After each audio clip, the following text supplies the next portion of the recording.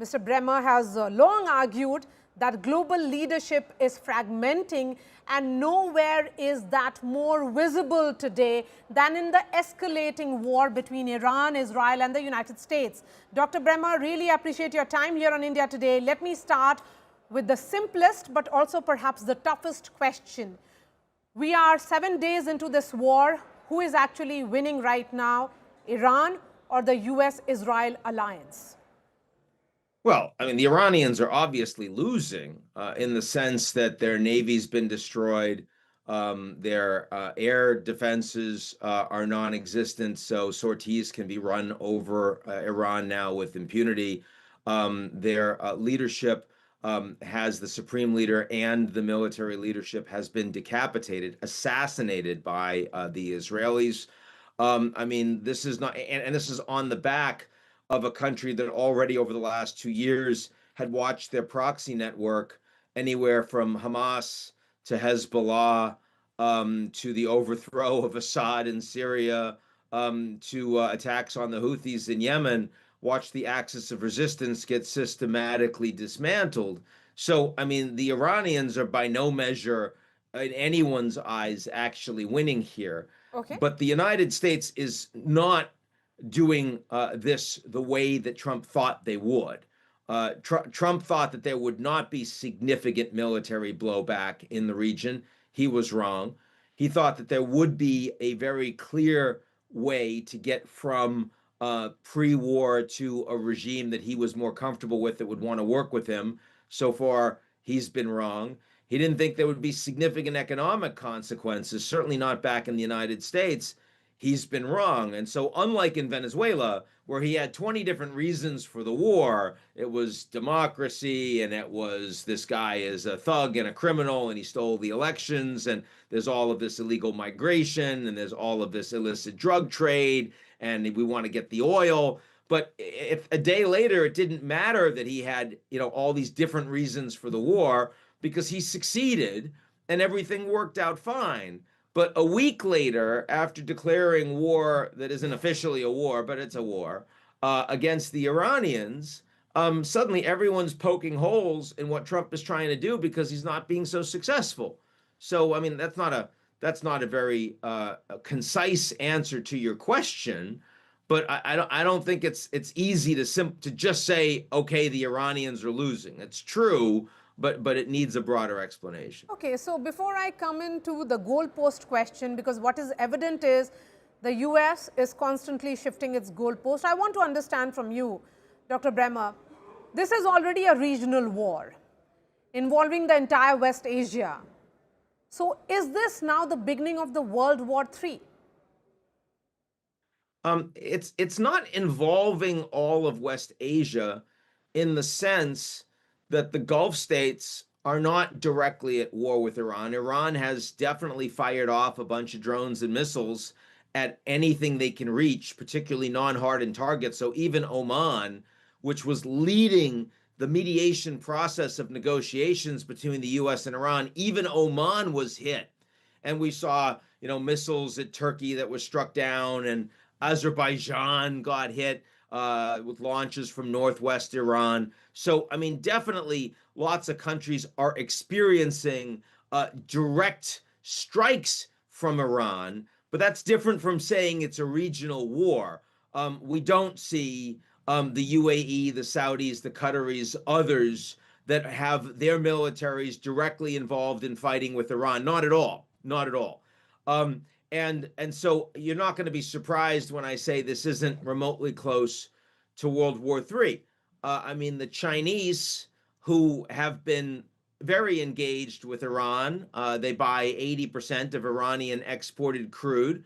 They've been providing a lot of technology, including the technology that has powered a lot of Iran's drone capabilities.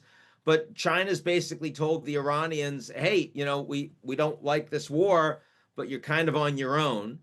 The Russians are pretty busy in their own front with the Ukrainians. They benefit from energy prices being higher, but there's nothing they can do here, just like there was nothing they could do when Bashar Assad got overtaken. And that was, of course, strategically very important for Russia because they had, a warm water port there, and they had a lot of military capabilities and some leadership that was stationed on the ground, projecting force more broadly.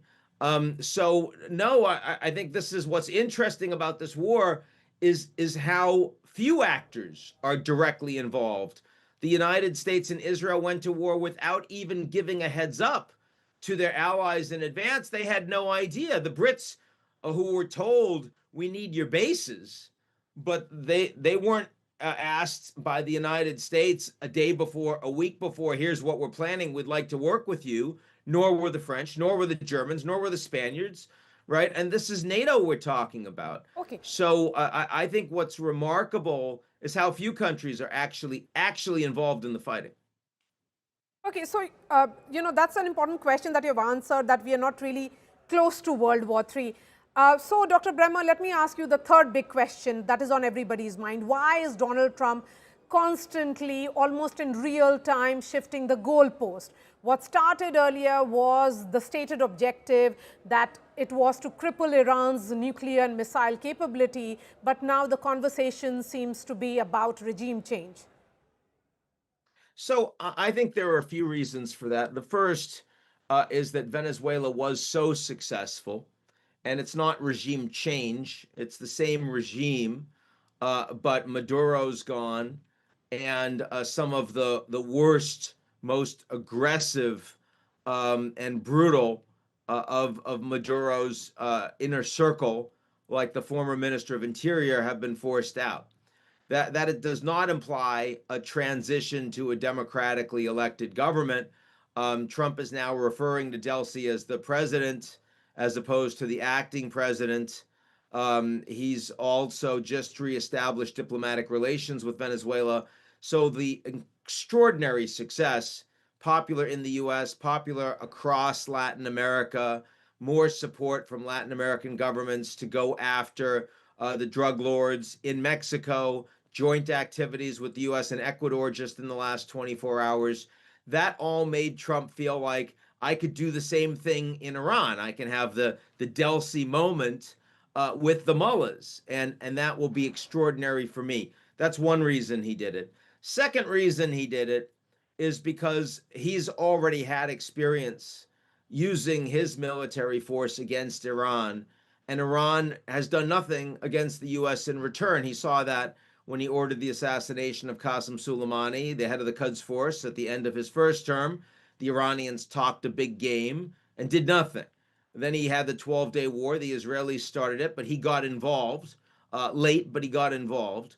The Israelis took hits. Almost 100 Israeli civilians were killed, but nothing happened to the Americans. They launched some strikes against the US air base in Qatar, but they gave a heads up to the Americans through Turkey and through Iraq. So Trump had reason to believe, in his mind, that Iran had no fist in their glove and they wouldn't be able to attack the Americans in response. And then finally, Trump has been frustrated that the focus of his foreign policy in his first term, which was economic, which was the tariff, has been constrained. He's got affordability issues domestically with midterms coming up, so the people aren't happy about it. You had the Supreme Court ruling down his ability to use tariffs whenever he wants with the IEEPA clause. You saw the Chinese hit the Americans back, and so the United States had to back down. And then he needs critical minerals, so the Brazilians were able to hit him. India was able to get the deal they wanted by taking a longer time and negotiating harder against the US.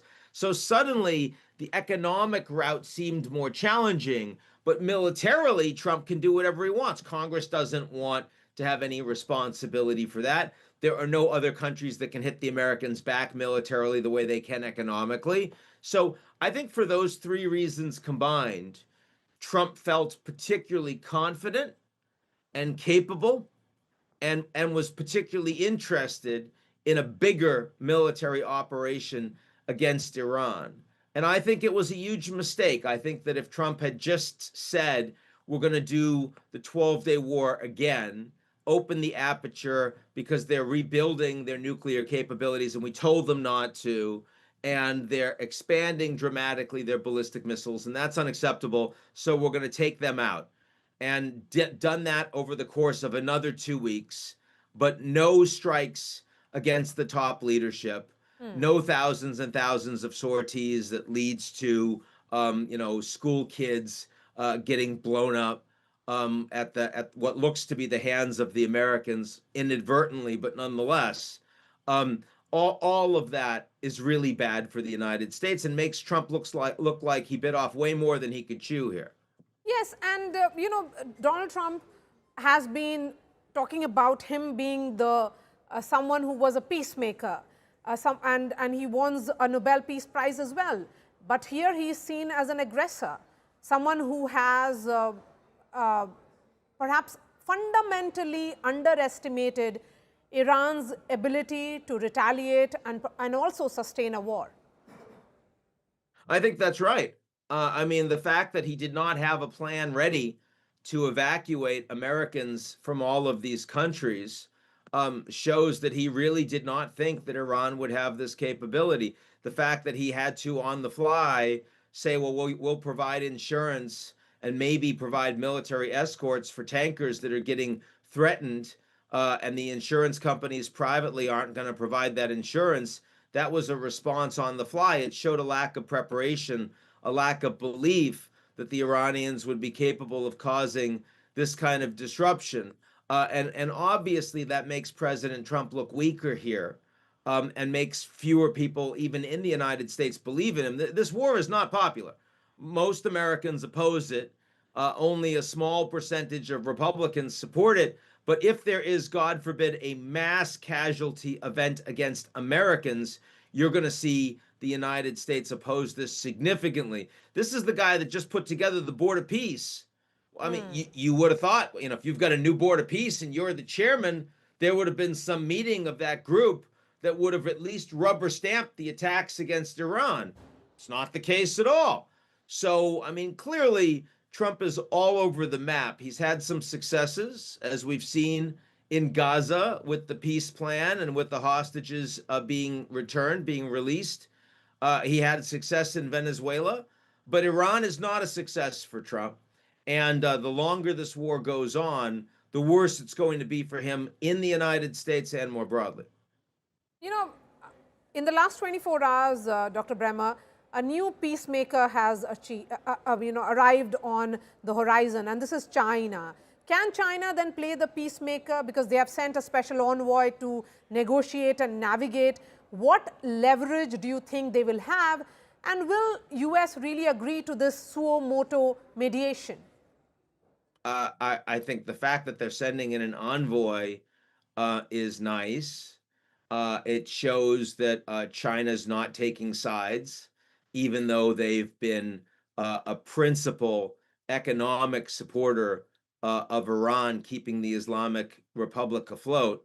Again, a deeply brutal regime, capable and willing to kill tens and tens of thousands of their own population.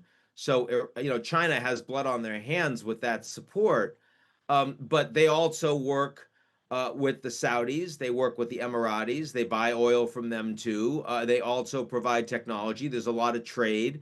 There's a lot of tourism. And ultimately, China wants a stable region. And they're very pragmatic. In many ways, they're more pragmatic than Trump, whose ego matters a lot here in a way that Xi Jinping's does not, who's looking to make personal money for himself and his family with leaders in the region and more broadly, like in Pakistan. Xi Jinping doesn't care as much about that. So while it's comparatively easy for the Gulf leaders to make individual deals with Trump, Trump's approach to the Middle East is in many ways more worrying to them than the approach of China. And that's particularly true because Trump is gone in 2029 and Xi Jinping is not. And so in that regard, the Chinese leadership has a lot more in common with Mohammed bin Salman, with Mohammed bin Zayed, than Trump does. So, Dr. Bremmer, then what really happens from here onwards? Because the Israeli strikes have been militarily precise, but Iran continues to fire back. Does that also expose the limits of even the most sophisticated air defense systems and Iran's network of proxies from Hezbollah to regional militias? hasn't really fully entered the battlefield yet. Is there a sense that Tehran's biggest card is still on the table? No, but they still have cards. Their biggest cards are gone. Hezbollah a year ago was the most powerful non-state military in the world, and they're now getting pounded yet again by Israel after, under Iranian order, striking Israel with 6 missiles. Now, before the decapitation of Hezbollah a year ago, a typical sortie would be 40, 50, 100 missiles. This was 6 because they don't have it, because they're not as capable as they were before. The Houthis have not entered this fight, and the reason is because the Houthis are talking to Gulf states, seeing if they could be bought off. What kind of economic support, military support, guarantees might they provide if they choose to stay out of this fight? They've been getting a lot of funding from the Iranians, but they're much more independent than Hamas or than Hezbollah have been. So I don't think Iran necessarily has the ability to activate their proxies the way they did 2 years ago, 3 years ago, before the October 7th terror attacks by Hamas against Israel. Now, domestically, Iran still does itself have a lot of drones, and they have decentralized a decision-making authority to local commanders, which gives them the ability to engage in strikes. Those strikes are hitting the Gulf states, but they're not hitting hardened targets for the most part because they can't get through. So they're basically striking whatever they can. In my eyes, that's desperation. That doesn't show that the Iranians are marshaling some great and grievous capability that they haven't used yet. Again, they've just seen the assassination of their supreme leader and of their top military leaderships. And Ali Larijani, who's kind of the toughest man left standing, is saying that there's going to be strikes against America that they've never seen anything like before. That's pure propaganda and bluster, primarily aimed at Iran's own domestic audience. But I will say that, I mean, Iran has been the leading exporter of terror of many countries around the world. And long term, the likelihood that we will see either directed or inspired terrorist attacks against American civilians, the likelihood we will see a spike in anti-Semitism, which was already rising greatly around the world because of what we've seen in Iran in the last week, I think those things we can count on. You know, there are reports, Dr. Bremmer, that Washington perhaps is exploring the idea of using Kurdish groups opening a front against Tehran from Iraqi Kurdistan. How effective will that be? I've seen credible reports already that the Americans, the CIA, have provided some arms directly to some Kurds in Iran. I've also seen that Trump spoke with some of the Kurdish leaders in Iraq. And there is kind of a patchwork of different ethnic minorities that have their own interests in different parts of Iran. There's, of course, the Azeris in the northwest. There's Arab Khuzestan. There's the Baluchs in the southeast. And there's the Kurds in the west. And each of them have different aspirations, have different external sponsors. And so, I mean, in the worst case scenario, if the Iranian regime starts to crumble, you could imagine a civil war breaking out where Iran itself fragments with, huge numbers of refugees as a consequence, with arms spilling across the country and out into the region. That would be a very dangerous environment to be in, but it's possible. It's possible. At this point, I don't think that in the White House, there's not yet a lot of confidence that that's a winning strategy, especially because it could bring a lot of the Iranian people themselves to rally around their own repressive government, because they would prefer that to their country falling apart. Energy markets, shipping lanes, Gulf security, do you think it's all going to change fundamentally now? And could this trigger a global energy crisis, given how the Strait of Hormuz was choked? Um, we've got higher prices right now. Gas prices in the US are the highest they've been at any point in the Trump administration, one or two. So that really matters. And Trump's had to say, I don't care. They'll go up now, which, he started his State of the Union speech with how low oil prices, gas prices were, said they were under $2 at one station in Iowa. I'm sure that's not true today. So, that's a problem for him. And this could keep going for a while. Again, I think that the Iranians are going to have a hard time continuing this level of drone strikes for weeks and months. So I think the markets are still saying that they think this is going to be relatively short-lived. The long-term oil futures, they're not as liquid, but they're lower, and they're lower with an expectation that this is not going to be a global energy crisis. I think the biggest problem is natural gas, which is not a global market, it's a regional market, and their American prices are pretty flat, but the European prices have nearly doubled in the last week after a tough winter where storage levels are barely over 20%. So this is going to hit the Europeans at a time that they really can't afford it. Asian markets, as the Indians are seeing, also being hit hard on the natural gas front.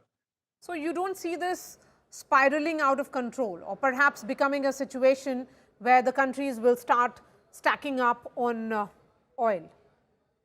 The Chinese already have major strategic reserves. The Americans are talking about insurance as well as escorts to help mitigate that challenge. I think that this is a major disruption in the short term, but I don't think we yet have evidence to believe that this is going to be a global oil shock. Okay, last couple of questions now, Dr. Bremmer. What is the timeline that you're looking at? How long will this war go on? It looks like we are likely to see boots on the ground from the Americans at some point in the coming week or two, with targeted intent, but with more Americans that could get killed. The Iranian air capabilities have been destroyed, but there are a lot of additional targets. If you're focusing on regime change, you want to go after the Interior Ministry's capabilities. You want to go after the besieged, the paramilitaries that are involved directly in repression of demonstrations. That's going to take a while. You've heard now from the White House and from the Secretary of Defense that this could be 4 weeks, maybe 8 weeks of strikes.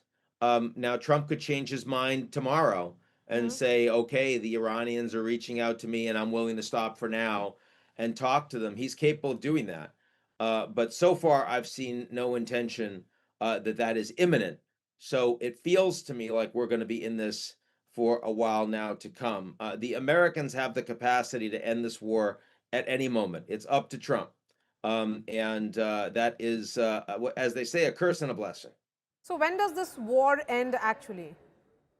Yeah, it ends when Trump says it ends, and the Americans are going to run short on interceptors. Military capabilities in part will help to tell that message. I don't think this is a war that's going to go on for a year. This isn't like the Iraq War in that regard. It's probably a matter of 4 weeks to several months. But when it's over, you could still see terrorist acts. When it's over, you could still see drone strikes. When it's over, you could still see the Americans responding in a very aggressive way as those things occur. So, the baseline expectation would be a much more unstable environment in how the Americans are engaging in and around Iran. All right, Dr. Ian Bremmer, really appreciate your time. Thank you for speaking to India Good to Today. talk to you. Thank you.